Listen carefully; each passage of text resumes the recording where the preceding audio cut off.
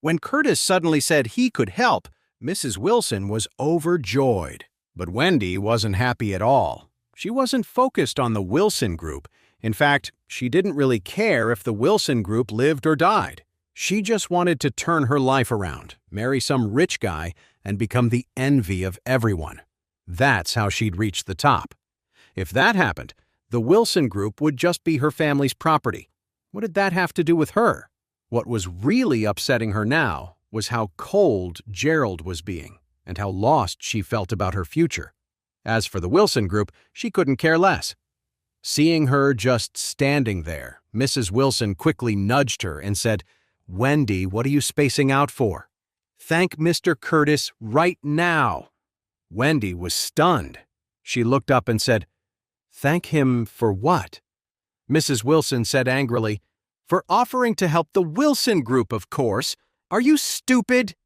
Wendy blurted out, "I care about my future with Gerald, not the Wilson Group." "You ungrateful brat!" Mrs. Wilson was so furious that she raised her hand and slapped Wendy across the face. Mrs. Wilson cursed silently. "I'm so close to securing the Wilson Group's future, and you're still hung up on that good-for-nothing Gerald? You're driving me crazy. Why can't you help me with my burdens? What a complete waste." Stunned by the slap, Wendy looked at Mrs. Wilson in disbelief and immediately burst into tears. "Are you crazy? Why did you hit me? The Wilson Group has nothing to do with me. I don't even work there. If you want to hit someone, go hit that witch Claire." Mrs. Wilson was stunned. She never dreamed that Wendy would dare to defy her. She was about to explode with anger, but Wendy just turned and ran out. Mrs. Wilson was mortified. She snapped at Noah. "Go get her." "Okay," Noah mumbled awkwardly. "I'll go get her." Mrs. Wilson turned to Curtis, her face full of shame. "Curtis, I am so sorry. You shouldn't have had to see that." Curtis was a bit uncomfortable, too. He managed to smile and asked, "Miss Wendy seems pretty upset. Is everything okay?" Mrs. Wilson sighed. "Don't even get me started. It's all because of the terrible luck our family had, taking in such a worthless, good-for-nothing son-in-law." Then, Mrs. Wilson launched into a story about how Charlie and Claire had abandoned the family, dragged the Wilson name through the mud, and even caused the White family to call off Wendy's engagement. Of course, that wasn't the whole truth.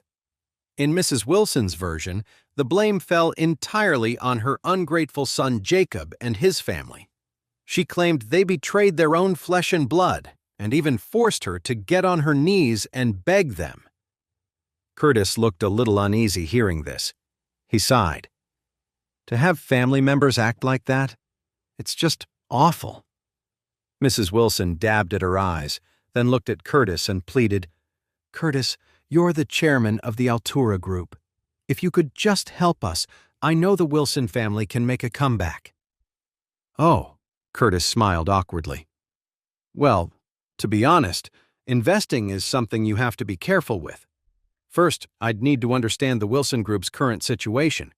See if it's a valuable investment, how much money it would need, and what the return would be.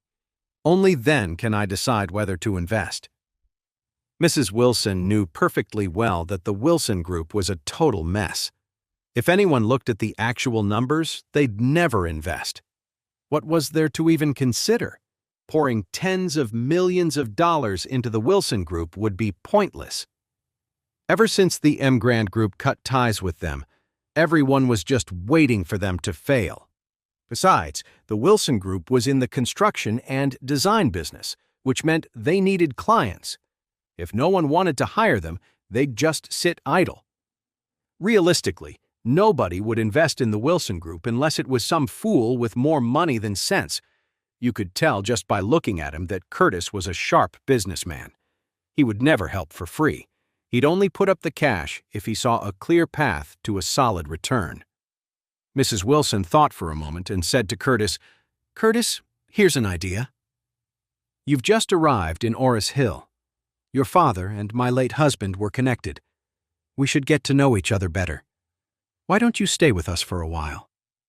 Curtis considered it, then quickly asked, "Well, I'm a stranger here. Would it be appropriate for me to stay in your home? After all, Miss Wendy is an unmarried young woman." Of course, an old fox like Curtis knew exactly what he was doing. His question was carefully worded. If he had just asked if Wendy lived there, his true intentions would have been obvious, and that wasn't what he wanted. But by phrasing it as a question about whether his presence would be a problem for Wendy, he was being much more clever. If Mrs. Wilson said something like, "Don't worry, Wendy doesn't live here, so it won't be a problem," that would be a polite rejection. But if she said, "You can relax, we're all family, it won't bother Wendy at all," then it would mean Wendy did live there and that she was accepting his unspoken offer. Mrs. Wilson was just as shrewd. How could she not see Curtis's real motive? The whole reason she invited him to stay was to push Wendy into finding a way to get close to him. Her plan was simple. If Wendy could charm Curtis, he would definitely invest in the Wilson family. After all, he was the chairman of a publicly traded company. His investment wouldn't just solve their money problems, it would give the Wilson family a powerful backer. With that, the family could finally get back on its feet and return to its former glory. So she smiled and said, "Don't you worry, Curtis. Wendy is a very understanding girl. I'm sure she'd be happy to have you stay with us. Besides, even though our house is a little old, it's a private villa. No one on the outside will ever know you're here." Curtis immediately relaxed. He nodded and said, "Well, in that case, I'd be honored to accept. I actually have some business to take care of in Orris Hill for the next few days anyway. This will be a good chance to get to know your family better and think about whether to invest in your company." "Wonderful!" Mrs. Wilson beamed with excitement. "That's just great. I'll have someone get the guest room ready for you right away." As she spoke, Mrs. Wilson lowered her voice and added, "Curtis, just so you know, the guest room is right across the hall from Wendy's room. If you need anything at all, you can just ask her." Curtis was thrilled. Perfect. This old lady really knew how to play the game. He had plenty of money and no shortage of women, but it was always a risk messing around. His wife could easily find out. But if he was staying at the Wilson house and managed to get something going with Wendy, his wife would never know. After all, in her eyes, this was practically family. He was just here to fulfill his father's last wish, so she wouldn't suspect a thing. This was the perfect opportunity for a little fun on the side. Wendy stormed out after Mrs. Wilson slapped her, but her father Noah stopped her before she even made it out of the yard. Noah tried to talk her into coming back, but she was dead set against it. She felt that the reason she had ended up in this situation was entirely Mrs. Wilson's fault. If it weren't for her, how could her life have gotten so miserable? She was so furious that she just wanted to run away from home, as far as she could possibly get. But her father's words made her reconsider. Noah said earnestly, "Wendy, where are you going to run? You don't even have a job, and you have nowhere to live. You're a young woman. It's not like you can just go out, rent an apartment, and find a job right now, can you?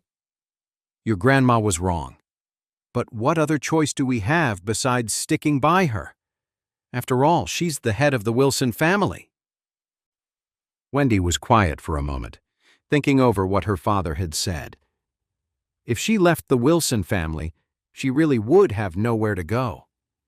She couldn't just wander the streets, could she? In everyone else's eyes, she was still the prestigious second young lady of the Wilson family. If she ended up homeless, wouldn't she become a laughingstock? Finally, she said resentfully, "Dad, Grandma is too bossy and controlling. Maybe we should just move out." Noah sighed. "Move out? If we move out now, we'll have nothing left. Your grandma only has a few years left at most. When she's gone, this villa and all the other Wilson family assets will belong to our family. This is our home. If we move out and your uncle's family comes back, what do we do then? We'll be left with nothing." It suddenly clicked for Wendy. Even though Claire's family was on bad terms with Mrs. Wilson right now, if her own family moved out, they would likely swoop in and take advantage of the situation. Thinking of this, Wendy burst into tears of frustration and said, "But I can't keep living like this. I can't stand her anymore." Noah had no choice but to comfort her. "Don't dwell on it. We have a guest in the house and we can't let him see us fighting. Once he leaves, Dad will give you some money and you can go on a trip to relax." Wendy nodded slightly and finally agreed. "Okay." When she and her father returned to the villa, Mrs. Wilson had just shown Curtis to the guest room and was coming downstairs alone. Seeing Wendy, she hurried forward and said apologetically, "Wendy, I was wrong just now. I acted impulsively, and I want to apologize. I hope you can forgive me." Mrs. Wilson was counting on Wendy to win over Curtis, so the first thing she did when Wendy returned was to offer an apology. Wendy was shocked that her grandmother would actually apologize to her. For a woman who had been as tough as nails her entire life, this was incredibly rare. Hearing it made her feel a lot better. Mrs. Wilson took Wendy's hand, led her to the sofa, and said seriously, "Wendy, our family is facing some very serious difficulties right now. You know this, don't you?" Wendy nodded. "Grandma, I know. You were rejected by the White family, and now you're the laughingstock of Oris Hill. I know I shouldn't bring this up, but it's the truth. You know that in your heart, don't you?" Hearing this, Wendy couldn't help but start crying again. The entire city of Oris Hill knew she was the woman who had been divorced by the White family. Her chances of marrying into a wealthy family again were basically impossible. At least it was impossible in Oris Hill.